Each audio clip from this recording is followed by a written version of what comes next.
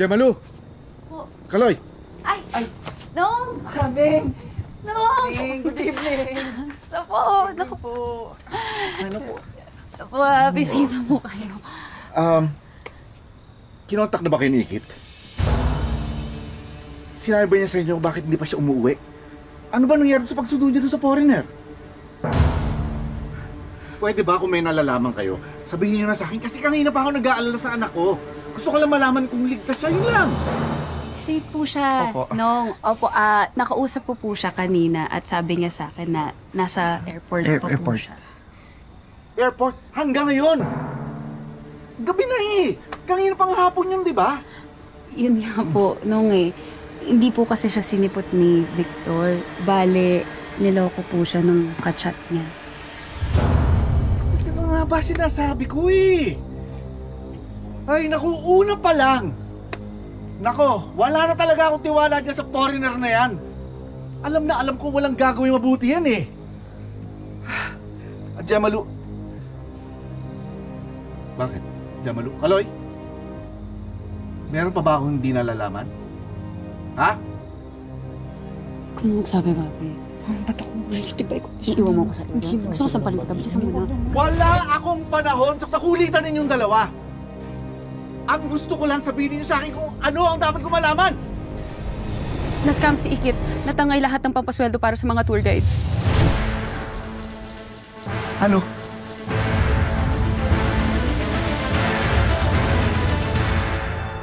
Inis ako sa kanya kasi nasa kanya ang lahat ng gusto ko.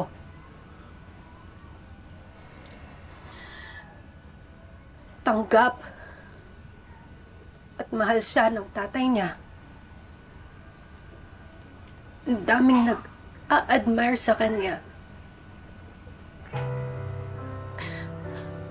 Ako?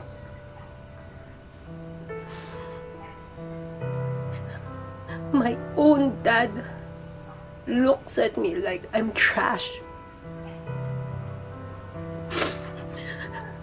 At kailangan kong ipagsiksikan lagi yung sarili ko sa circle nila para lang magbilong ako na hindi ko magawa.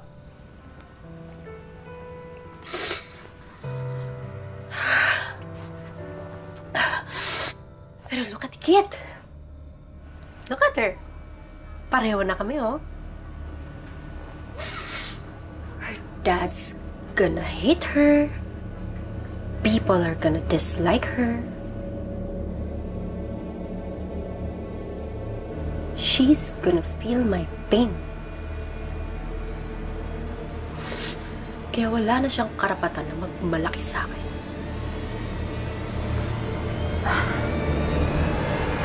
Get ready, you're going with me. To where? Saan pa? Eh di sa tourist center. Don't you want front row seats para masaksihan ang downfall ni Marikit?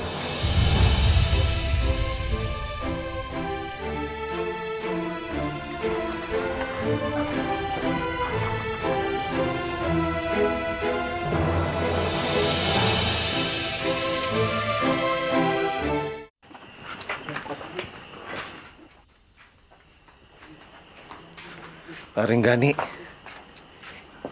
di ko akalain magagawa ni Ikit yun. Ano? Nilason talaga ng lalaking yan ang utak ng anak ko eh. Ilang beses ko pinagsabihan yan ha. At hindi nakinig.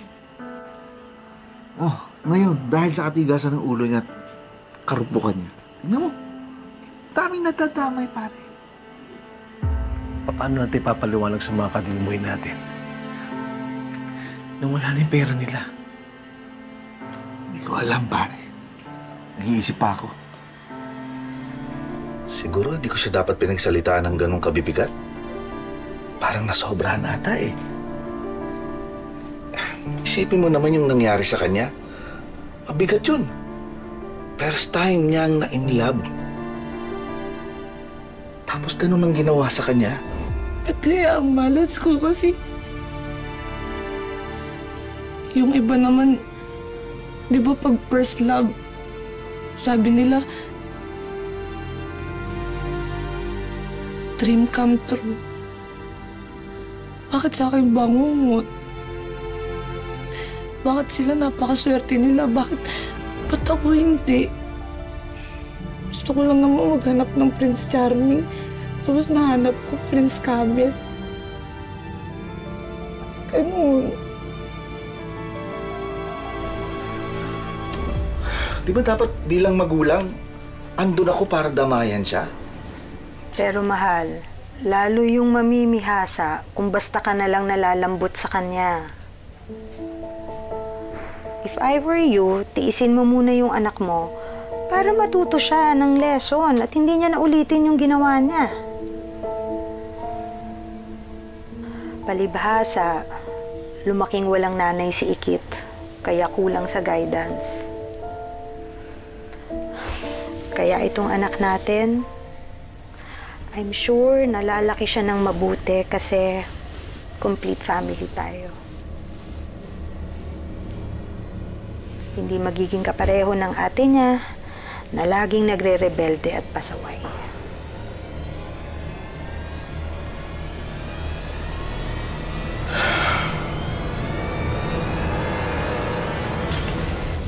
Bessie, ito may mga gamit pa akong pwede kong ibenta.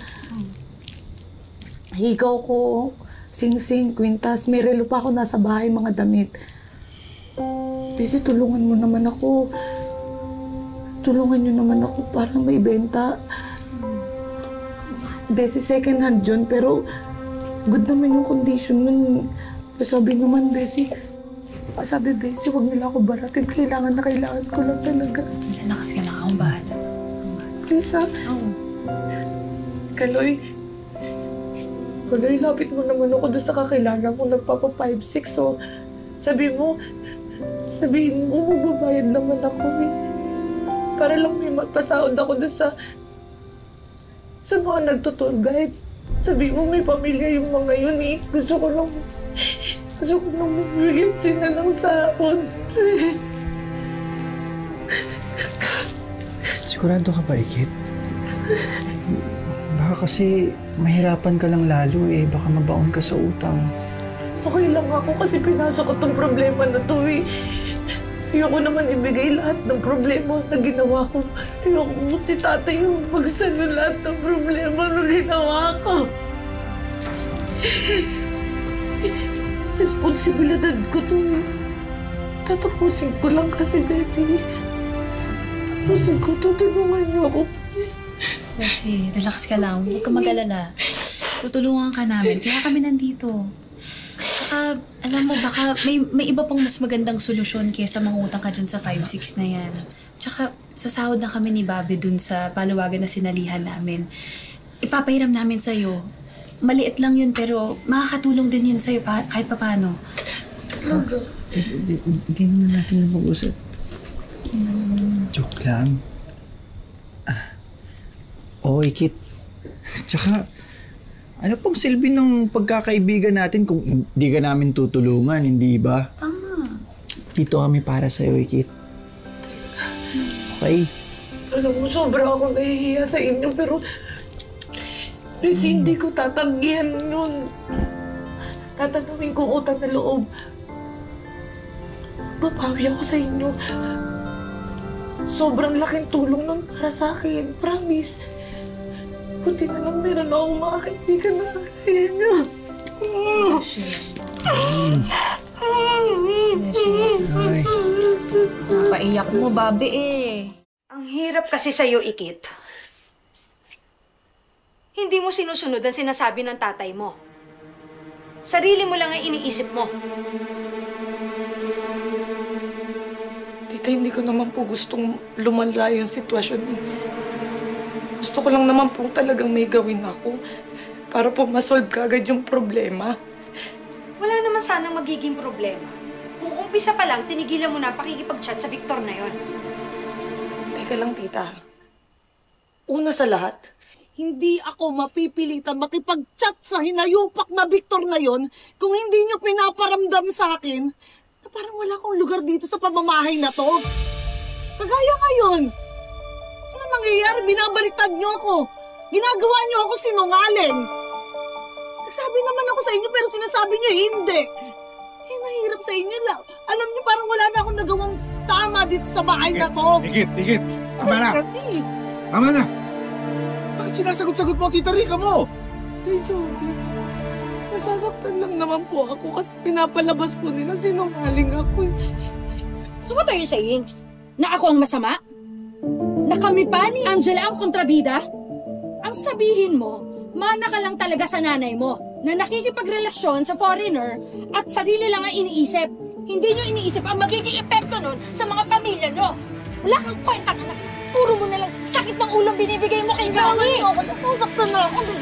Sabi ako eh. Mom, are you okay?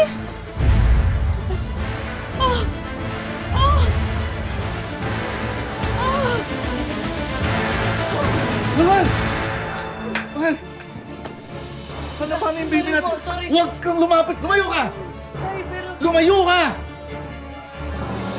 Dali na kita sa ubi mo para magpatingin kayo ng baby. Ha? No. Huwag na sa ubi. Dali mo ako sa nearest ER na hospital. Dali.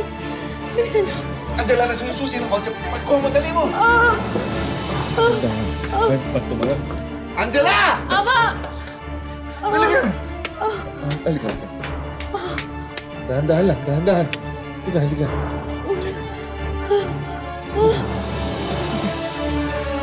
Dali na, mahal, ha? Dali na. Susunod, ha? Diyan ka na!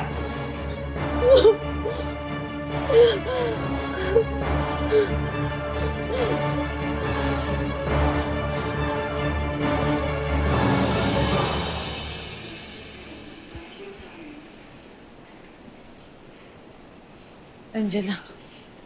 Bakit sumunod ka pa dito, ha? Gusto mong malaman kung talagang nakunan si Mom? Angela, nag-aalala lang naman ako kay Tita Rica, pati kay baby. Tsaka alam mo na aksidente yung nangyari. Ayoko napapahamak yung baby. Huwag ka nga magpaka-plastic. Alam kong sinadya mong itulak si Mom kasi naiinis ka sa kanya na pinagsasabihan ka niya. Bakit? Masama bang pagalitan ka? Pasaway ka naman talaga? Masyado kang pa-victim when in fact, you're the one ruining this family. Angela! Tay. Higit! Ano ba? Natalo na naman ba kayo? Tumigil na kayo! Please lang! Ipagdasal nyo na lang na sana makaligtas ang baby na dinadala ng tita Rica mo. Tay, sorry po Tay, hindi ko naman po sinasadya talaga Higit. yung... Hindi ko kailangan ng dahilan mo ngayon. Ang kailangan ko makaligtas yung baby. Sana lang walang masamang mangyari sa baby kung hindi. Tay. Hindi na po ako magpapaligoy-ligoy pa. Nagkaroon po kayo ng miscarriage, Mrs. Unfortunately, mas increase po talaga ang risk ng miscarriage during geriatric pregnancies o yung may edad na pong nagbuntis. It could happen during the first trimester without any clear reason. It's not something you could have controlled or prevented. I understand that. Pero pwede po bang ako na lang ang magsabi sa husband ko? I want to break the bad news to him gently para hindi naman ho siya masyadong pa-devastate. Of course po, ma'am. No problem. Sige, excuse me po. Maiwan ko po muna kayo.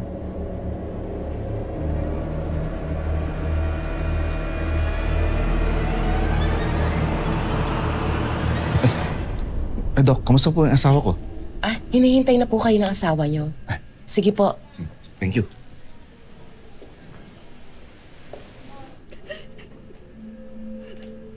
Mahal, bakit? Kamusta yung pakiramdam mo? Mahal. Ano sabi ni Doc? Ano nangyari? Wala din yung baby natin, mahal. Nakunan daw ako, sabi ni Doc. Hindi. Nagkakamali sila. Sandali. Baka may magagawa pa silang para iligtas ang anak. Sandali. It's too late. It's too late, ma. It's too... There's nothing they can do.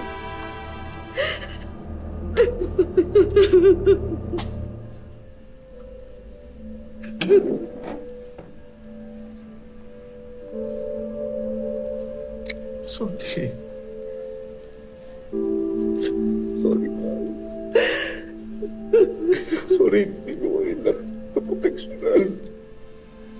Sorry.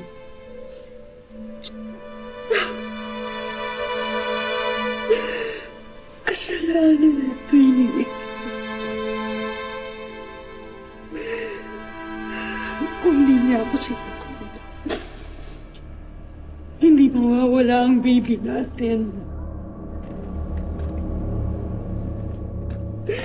Walang dapat ibang sisihin kundi siya.